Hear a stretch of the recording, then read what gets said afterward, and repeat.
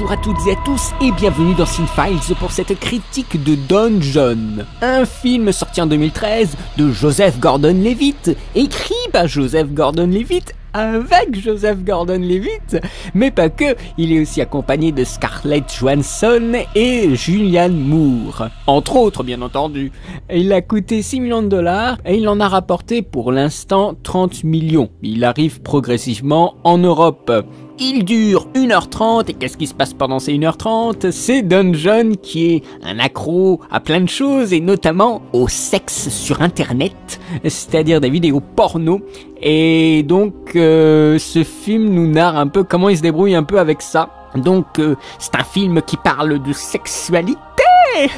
Exactement. Joseph Gordon-Levitt avait quitté le tournage de Django Unchained dès qu'il a eu le feu vert pour faire son film. Donc vraiment, il n'en avait rien à foutre de Tarantino, quoi. Ce qui est vachement amusant, quoi. En tant qu'acteur, comme ça on joue et tout d'un coup, bah fuck you, je vais faire mon film et il sera peut-être mieux que le tien. Bam, prends ça dans ta gueule. Donc je trouve ça c'est assez culotté. Le mec il a les couilles, exactement. Et c'est un film qui a également les couilles parce que c'est une comédie dramatique sur le sexe. Voilà. Après il faut être intéressé par son sujet, c'est-à-dire l'addiction à la vidéo pornographique sur internet. Et surtout que nous avons des images.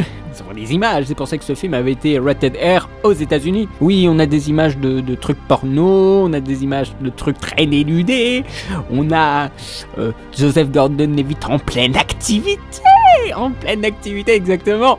Mais on ne bascule pas dans l'excès et la vulgarité, à mon sens, c'est encore, ça va, voilà. Ce n'est pas un film pornographique, mais voilà, c'est un film qui traite d'une spirale infernale, un rythme circulaire, si je puis me permettre, le serpent qui se mord la queue. Exactement, mesdames et messieurs, je fais des allusions sexuelles sans aucune forme de pitié.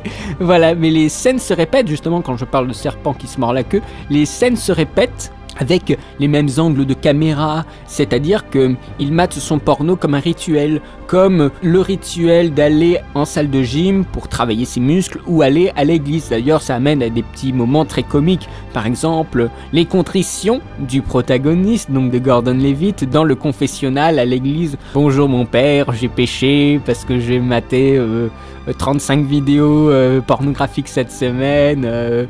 Et il fredonne des prières pendant qu'il est en train de faire les haltères. Voilà, c'est assez amusant. Et pendant tout le film, eh bien ces scènes-là, on va avoir exactement les mêmes angles de caméra. Alors ce qui est très intéressant, c'est de savoir, puisqu'il va y avoir quand même une petite évolution du personnage, petite, mais évolution quand même, c'est de savoir est-ce qu'il les a toutes filmées à la suite ou est-ce qu'il les a filmées dans la continuité de son récit. Ça c'est intéressant à savoir pour ceux qui aiment voir comment on fait justement les films.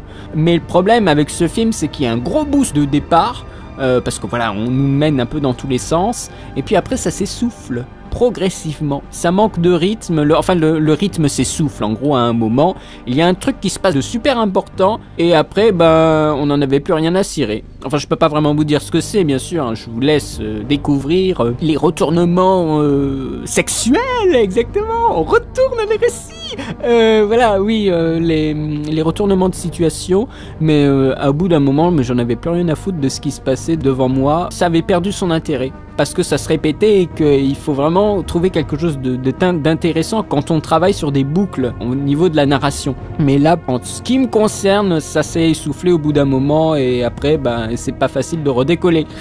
Mais ce film pose quand même la question du désir, l'addiction au sexe.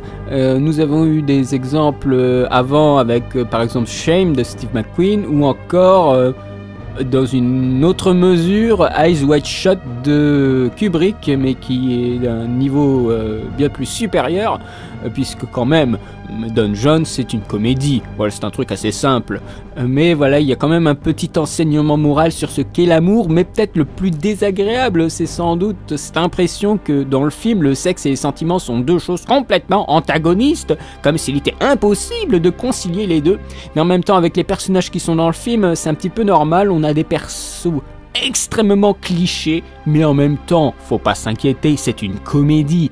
Il y a énormément de comédies, et qui sont des fois de très bonnes comédies, hein, avec des personnages clichés, et on attend ça quand on va voir des comédies comme ça au cinéma, avec des mecs virils, idiots, mais la virilité idiote, mais clairement, et le premier, mais c'est le héros principal, quoi, c'est John Martello, parce qu'il martèle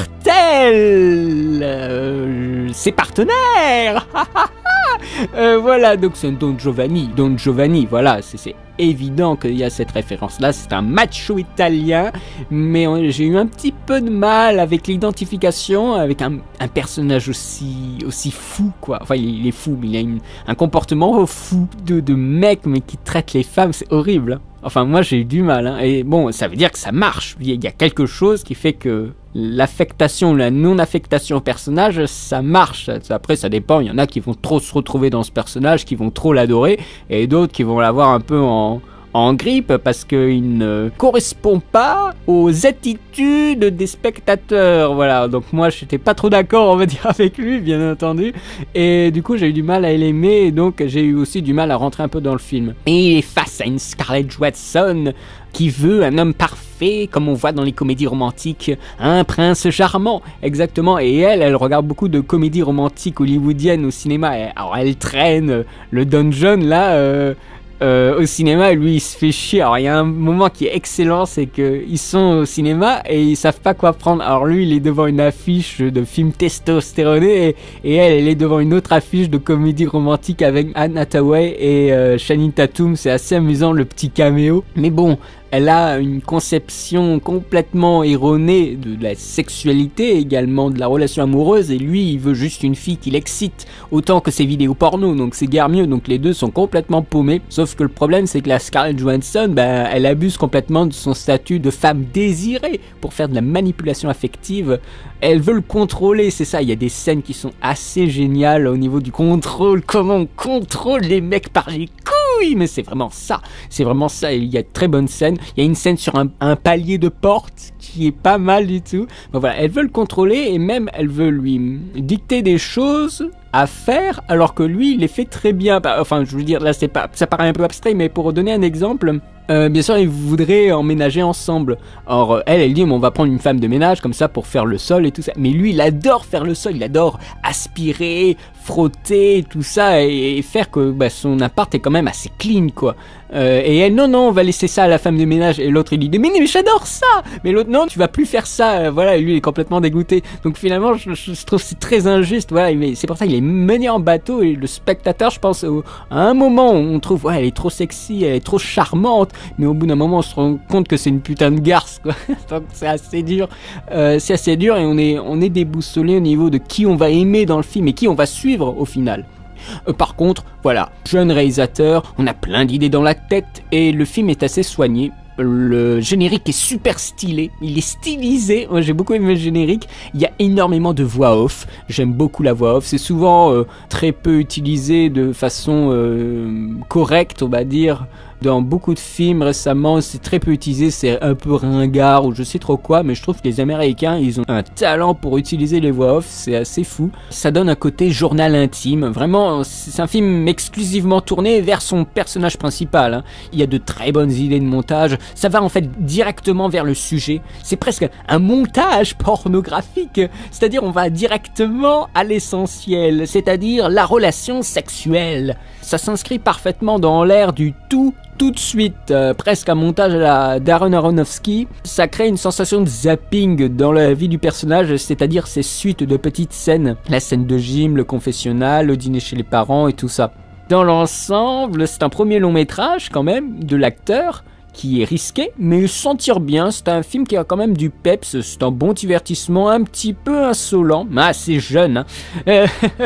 Mais voilà, j'étais un peu sur ma faim parce que mon intérêt allait en décrescendo, et je trouve ça dommage. Je lui mettrais un 12 sur 20. Je sais, encore un 12. Je collectionne les 12. Mais pour moi, une 12, c'est vraiment une note standard. C'est, on va dire, la moyenne. Normalement, ça devrait être 10 sur 20 la moyenne. Mais pour moi, c'est 12. C'est ouais, sympa, ça marche. Mais vraiment au suivant, hein. Alors, voilà, c'est un film qui reste assez basique. Plein de clichés. Mais voilà, ce n'est pas un film à prendre au sérieux, mais il marche bien dans son genre. Voilà, j'ai terminé ma petite critique, j'espère qu'elle vous aura plu, j'espère qu'elle vous aura donné envie de regarder ce film si vous n'avez rien trouvé d'intéressant à voir au cinéma. C'est toujours très sympathique, une petite comédie, en plus sur le sexe, hein, on n'a pas souvent ce genre de choses. De toute façon, je pense pas qu'il va rester très longtemps au cinéma puisque c'est un film indépendant, donc profitez-en. Voilà, n'hésitez pas à poster des commentaires pour parler de ce film. Moi, je serais de toute façon très content de vous avoir en commentaire et de vous répondre. N'hésitez pas à poster des questions pour la FAQ que je suis en train de réaliser. Pour l'instant, j'ai enregistré 1h13 et je suis loin d'avoir terminé, donc ça s'annonce bien épique. Donc, si vous voulez que la FAQ elle fasse plus que la dernière qui avait duré 6 heures d'enregistrement au total, eh bien n'hésitez pas à poser des questions, je les mettrai dans mon petit bloc-notes et j'y répondrai avec grand plaisir. Je vous remercie et je vous dis à très bientôt pour de nouvelles vidéos. Allez, salut!